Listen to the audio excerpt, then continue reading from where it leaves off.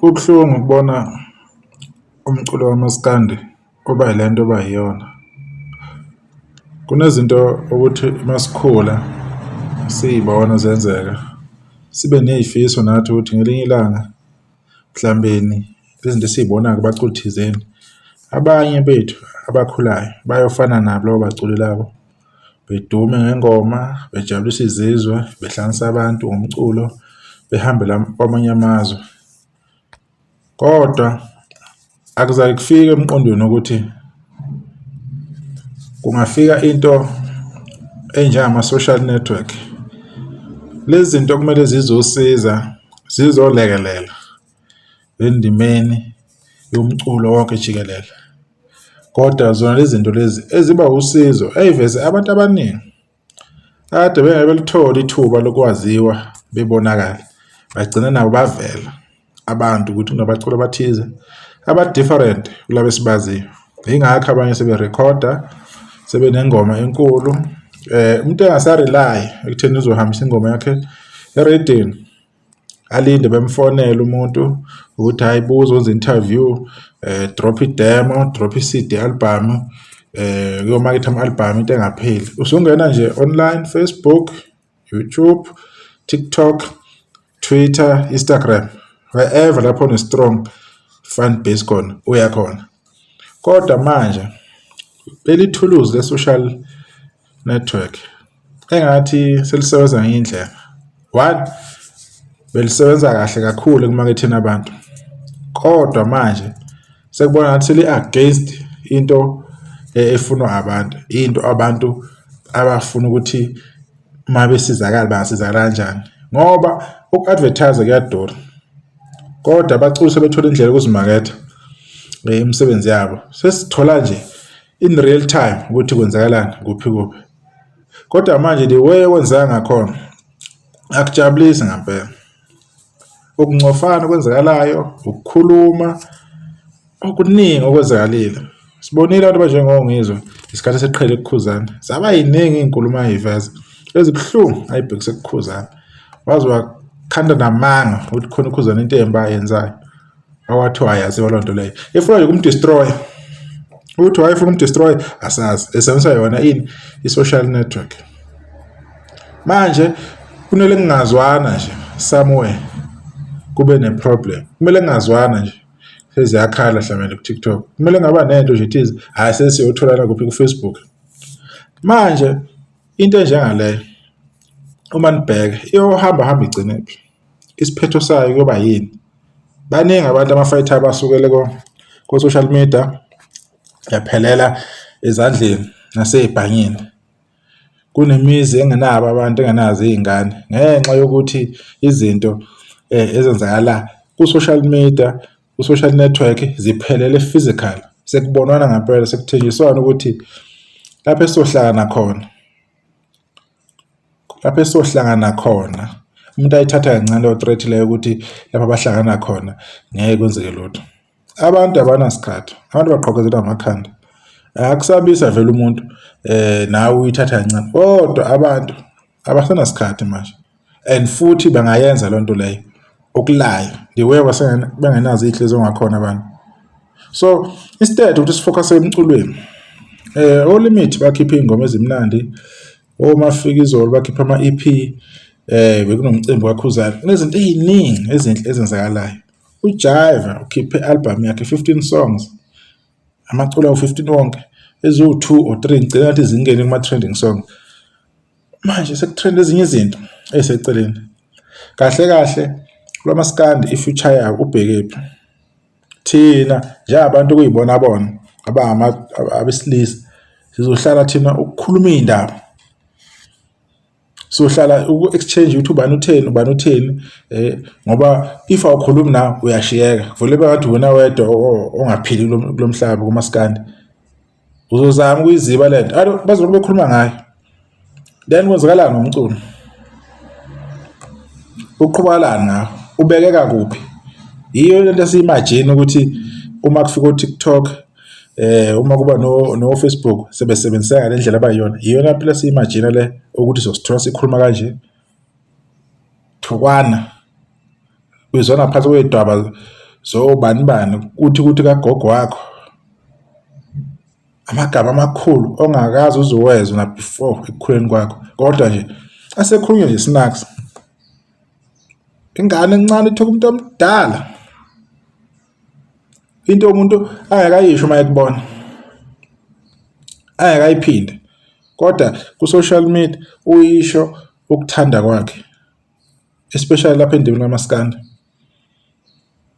Anazanga yini ukuthi baningi abantu abalimele ngendaba kamaskandi? Anazanga ukuthi wadlula nabalandeli, angazi noma eChris Fountain lapho walimala khona nomunye wey'nduna engamshikijela. Anazi ukuthi abantu omunye walimala umlandeli kaKhuzani, omunye futhi eMpumalanga, phinde kwenzeka lokho through umculo lokuthi akubekezelelwana, kunenkinga, kunomoya ovunguzayo ongekho muhle kule ndima.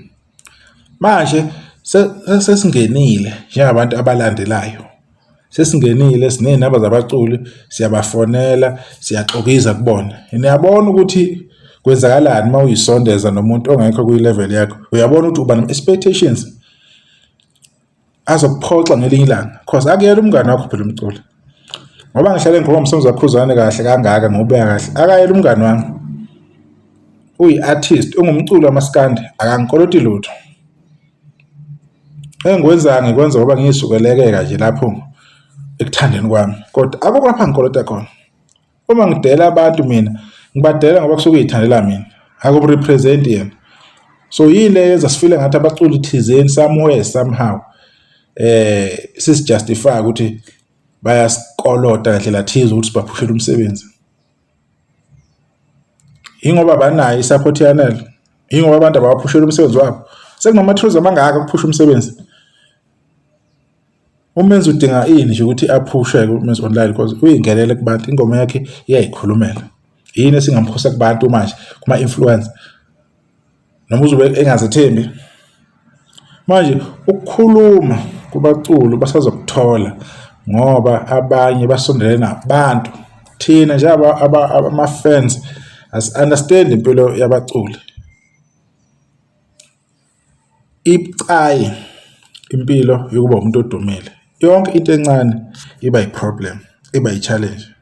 Nabo abafowethu abaculayo beyibheke lento ukuthi ngeke nibashaya ngelinye ilanga ukuba zi-2pay eziyegwayeni nabantu abathize ko-TikTok, ko-Facebook, kuphi. Hhayi, awukhuluma uthi ngobani, awudelela ubani. If ucabanga ekugcina kosuku kuzokwenzakalani uma ngasahambi kahle? Angeke umuntu afune ukusebenzisa the same thing wena ade uyikhuluma naye ukuthi manje azovezela umhlaba, because uma ningabantu akwenzeki ningakhathali, umuntu engakhathali, niyakhathala. Omunye aze abe right nje ukuthi hayi sengi-right ukuphila nobani, bese munye kumphatha kabi lokho ukuthi akasafuni ukuphila nawe, usephila nabanye abantu ngaphandle kwakho. Kuzozwakala kanjani lokho? Because ama-promise eniwenza emasitha, ama-deal eniwenza behind the scenes, yiwo la abangama-problem. Hlala sibona iRasta uyabona ukuthi lapha ku-TikTok alisaphili impilo yalo, liphila impilo yokuthunywa yokuthi khuluma uthi wena thani. Manje bayakhokhelwa abantu lapha phandle, bayabhadala ukuthi thuka ubani ukuze kubantu angabonakali kahle. Thani ukuthi ngobani, because amagwala abanye abantu abakwazi ukuyikhulumela bona izinto abafuna ukuyikhuluma, bathumela abanye abantu bese besenzisa imali. Bayathunywa abantu ukuthi bekhulume izinto online. Bangaka abantu abakhuluma izinto against uKhuzani, bangaka abantu ama-attacks abebheka kuyena. La bantu bekhuluma bengawuzi umculo wakhe? No, they were paid. There was a transaction involved.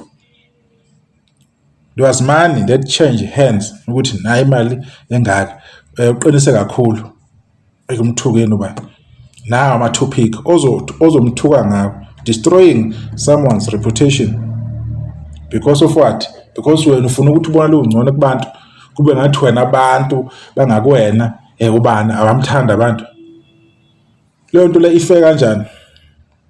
Kusazoba nenkinga, igula elinamasi isazoqhuma. Thina sisazozizwa iy'ndaba kusazovela izinto esingazazi. Ukukhuluma kusazoba khona, kusazoba kuningi. Akunandaba ukuthi umuntu unama-fans amangaki or unama-fans amancane, kodwa ukukhuluma kuyeza.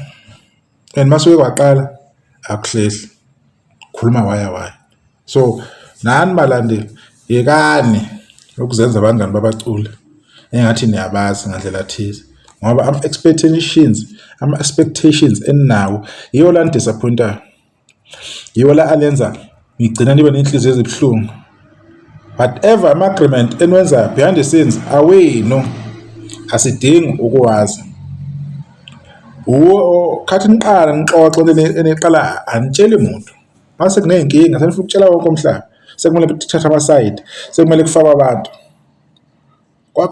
Wakusho bani khona ukuthi qalani nazane? Wazana kanjani umuntu oyi-level yakho? Umculi wena umlandeli. Nifika kanjani kwi-relationship yokuthi manje hayi sesofonelana nitshelana izinto? For what? Because wena awuyi-understand impilo kuba umculi. Uzofila entitled somehow ukuthi hayi ukuthi wayengasenzeki kanje, ebese uba ne-problem. So i-role yethu kumele siyi-understand ukuthi ihamba iphelephi.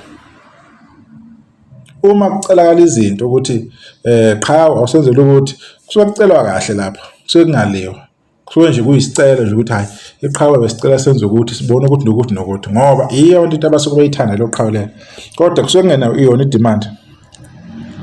So ne-right naleqhawe ukuthi lithi cha, kodwa kuyaye kube kuhle ukuthi lenze okuthize kuzojabulisa abantu abalilandelayo, cause lilapho elikhona iqhawe ngenxa yabantu abalithandayo nabalilandelayo. Angeke lishaye yonke indiva imibono yabantu.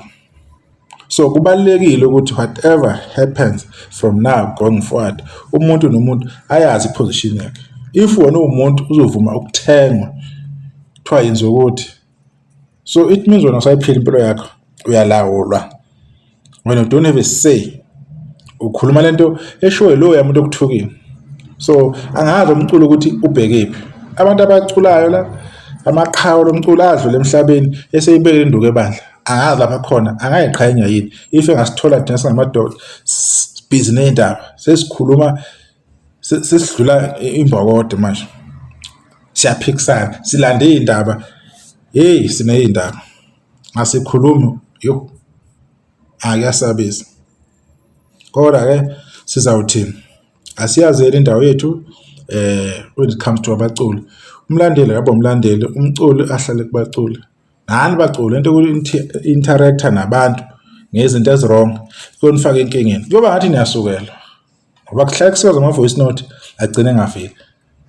Sometimes abantu bayoze bengakhoni ukudefenda because of scandal after scandal.